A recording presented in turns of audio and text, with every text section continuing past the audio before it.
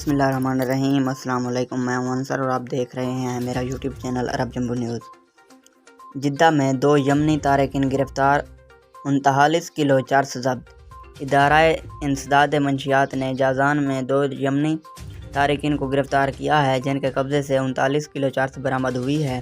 سعودی press agency کے مطابق ادارے نے کہا ہے کہ گرفتار شدگان وزٹر کارڈ کے حامل تھے۔ ادارے نے کہا ہے کہ مذکورہ افراد کے بارے میں خفیہ معلومات موصول ہوئی تھی، جس کی بنا پر کارروائی کی گئی۔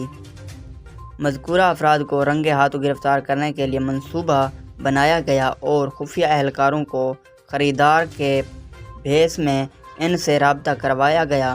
ادارے نے کہا ہے کہ مذکورہ افراد سے تفتیش جاری ہے تاکہ ان کے دیگر ساتھیوں کا معلوم کیا جا سکے۔